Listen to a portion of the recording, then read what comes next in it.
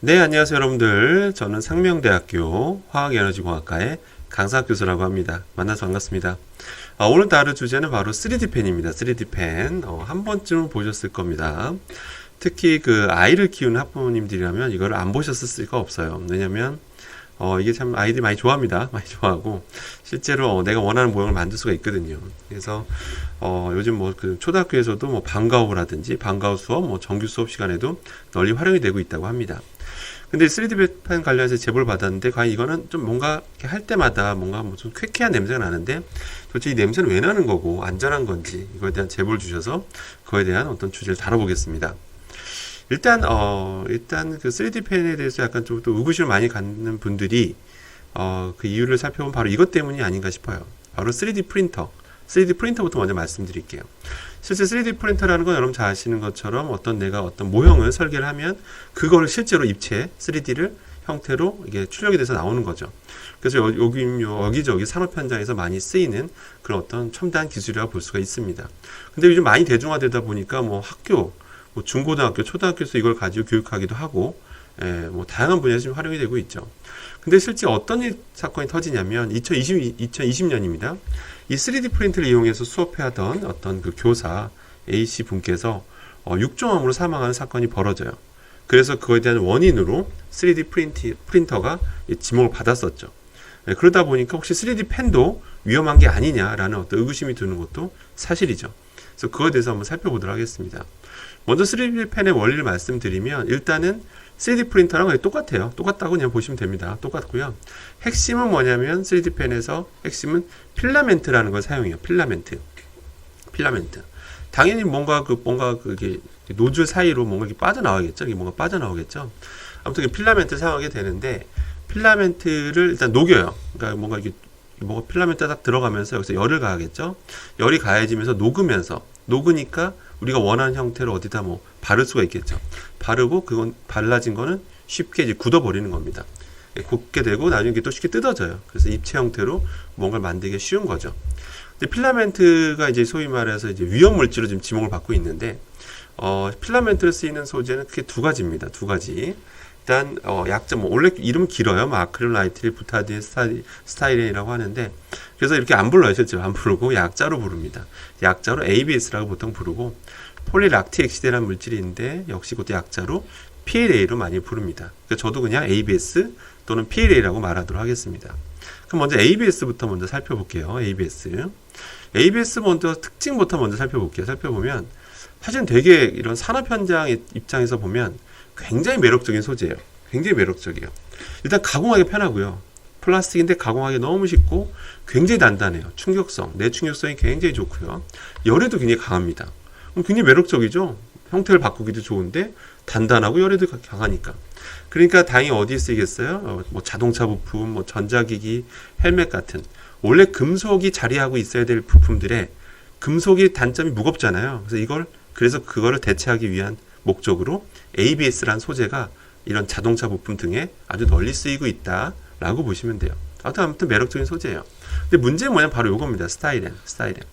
이 ABS 만들 때 스타이렌이라는 물질이 쓰입니다. 이걸 가지고 만드는데 문제가 있어요. 문제가 뭐냐면 이걸 가지고 만드는데 이게 반응 안 하고 남아있는 것도 있어요. 그러니까 잔류하고 있는 게 있습니다. 있어요. 잔류하는 게 있어요. 있다 보니까 여기다 열을 가하게 되면 어떻게 될까요? 이 ABS에다 열을 계속 가지다 보면 이 잔류하고 있던 스타이렌이 나오게 됩니다. 빠져나오게 돼요. 그래서 우리가 3D 펜 할 때 뭔가 좀 쾌쾌한 냄새가 나는 게 약간 코를 찌르는 듯한 좀 냄새가 좀 나거든요. 그게 스타이렌일 가능성이 높다라고 기억하시면 돼요. 그럼 우리는 그걸 은연중에 코로 흡입하고 있는 거죠. 우리 아이들은. 그럼 스타이렌의 독성에 대해서 살펴보면요.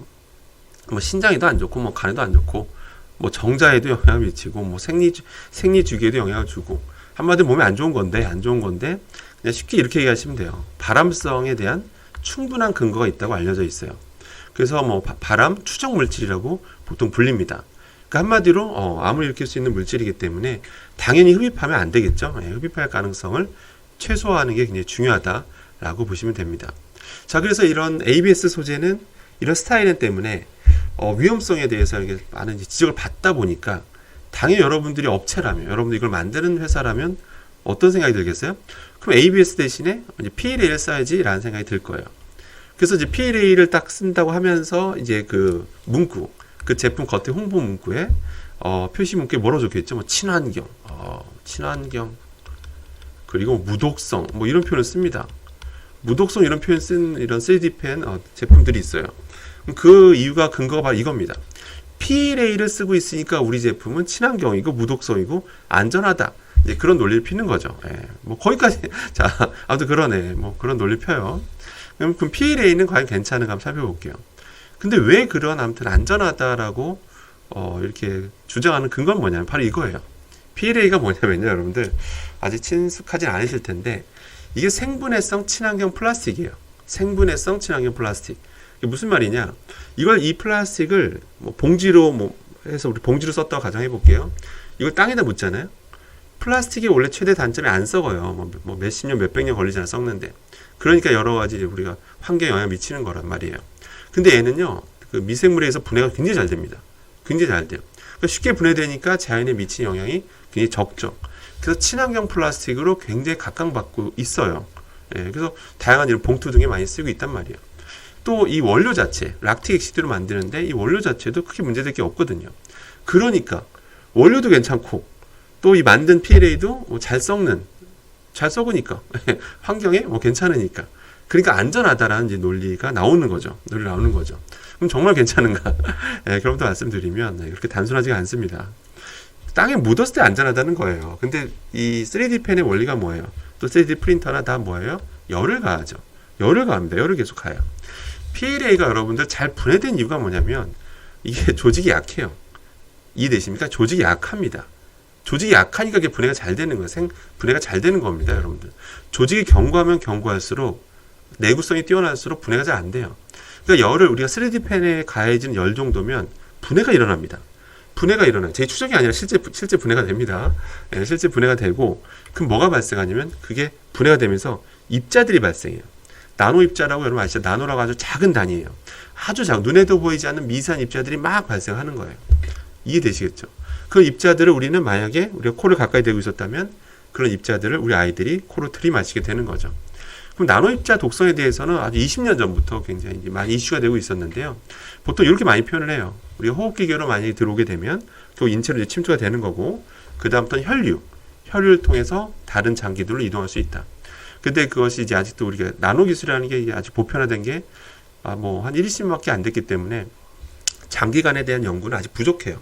부족하기 때문에 아직까지 뭐 쉽게 결론낼 수는 없는데 기본적으로 여러 가지 장기에 이동하게 되고 누적되다 보면 어떤 식으로든 문제를 일으킬 수 있다라고 현재까지 보고 있습니다. 그러니까 한마디로 일부러 들이마시면 안 된다는 거죠. 나중에 또 어떤 결론이 날지 모르거든요. 이런 독성에 대해서. 아시겠죠? 그래서 결론입니다. 결론. 자, 한번 결론 줘보겠습니다. 3D 펜의 위험성. 그러니까 위험성이 있냐라고 질문하신다면 위험성 있다. 라고 답을 드릴 거고요.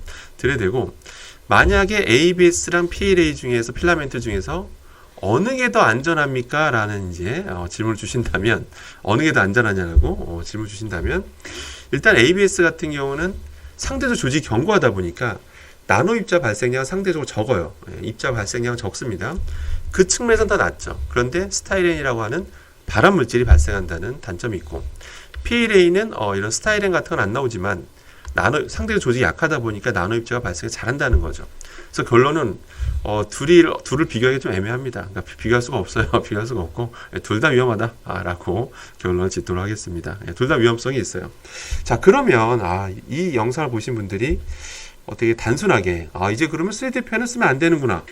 또 이렇게 단순하게 결론 내실 수도 있을 것 같아요. 그런데 사실 3D 프린터 때문에 이제 그런 공포심이 있는 거잖아요. 근데 3D 프린터와 3D 펜을 비교하면 3D 프린터에서 발생하는 양과 3D 펜은 아무래도 필라멘트가 작잖아요. 그리고 나오는 양이 상대적으로 적습니다. 이런 유해 물질 나오는 양이 상대적으로 적긴 해요.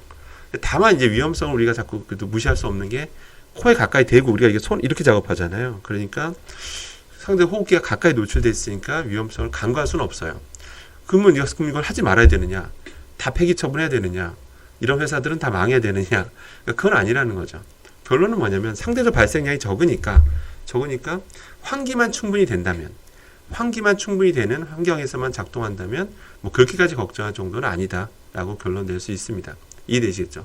왜냐면 너무 막 과량 막 엄청난 양이 뭐 뿜어져 나오고 그런 게 아니거든요. 그래서 대신 이게 여러 명이 동시 작업하고 밀폐된 곳에 이게 밀폐된 곳을 여러 명이 사용하다 보면 결국 위험성은 있기 때문에 환기만 충분히 된다면 그렇게 걱정하셔도 된다라고 결론 짓겠습니다. 그래서 이 모든 이런 내용에 대해서 이런 관계자분들, 또 학교 관계자분들이 이 내용을 충분히 숙지하고 계셔서 이런 환경만, 이런 환기 같은 환경만 좀 신경 써주시길 바라면서 이 영상을 마무리 짓도록 하겠습니다.